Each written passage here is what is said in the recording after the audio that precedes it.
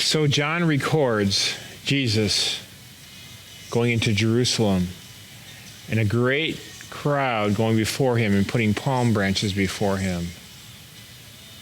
And that great crowd, or a part of that great crowd, are the people who had experienced or been told about the fact that Jesus raised Lazarus from the dead after he had been dead 4 days in the grave.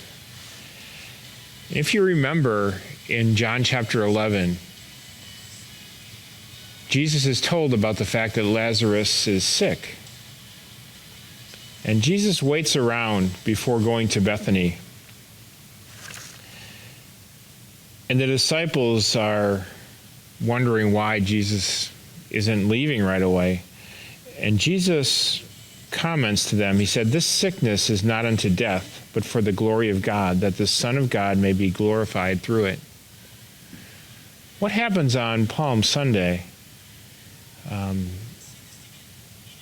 It's something that Jesus knows is going to happen. And Jesus hears from the Father, and Jesus is acting in a way that the raising of Lazarus is going to be the impetus into Jerusalem receiving or rejecting him. And if you remember in John chapter 11, when he meets Martha, he declares that he is the resurrection and the life. So Jesus is the resurrection of the life. And this is the foundation to what happens on Palm Sunday. Now I'd like to talk for a moment about this word, Hosanna. We say it in English, it is in the Greek, Hosanna. It actually is derived from two words in the Hebrew. And the first word is yasha, and the second word is na. So yasha, na. And I'd like to explain what these words mean in the Hebrew, because I think it helps us to understand more what this declaration of Hosanna in the highest, Hosanna to the Son of David. Yasha means to open wide or to free. Now, if you look up the word and you say it has, and you look it up and it has Greek derivation, it'll say that it means to save. But the deeper meaning is that it means to free. And the second part of that meaning, to free, uses the word sukkar. And sukkar means to abide or to come out of. And I remember this word from when I was young and I was working with my grandfather. And I remember the first time that he said, "I want you to go around." He was working for a man who had many, many pear trees. And he said, "I want you to go around and cut all the suckers from the bottoms of the tree."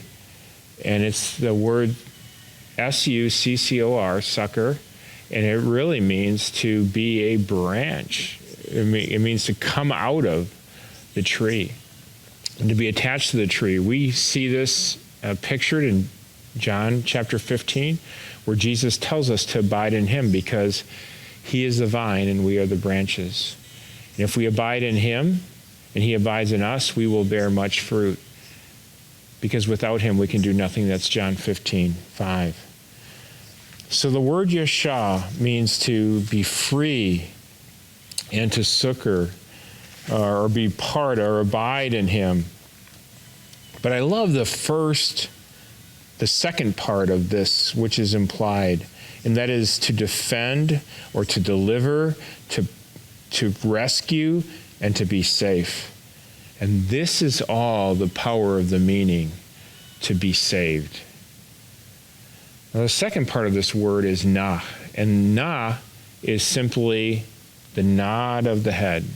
So if you ever see a picture of Jews praying at the Great Wall in Jerusalem, and when they're praying, you'll see them nodding their head. In the East, the na means an emphatic, yes, it is true. This is emphatic.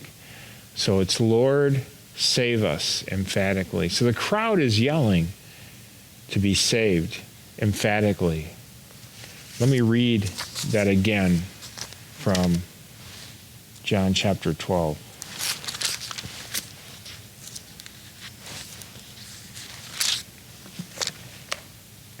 And the next day, a great multitude that had come to the feast, when they heard that Jesus was coming to Jerusalem, took branches of palm leaves and went out to meet him and cried out, "Hosanna!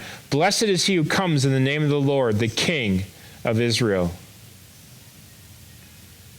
Hosanna! Blessed is he who comes in the name of the Lord.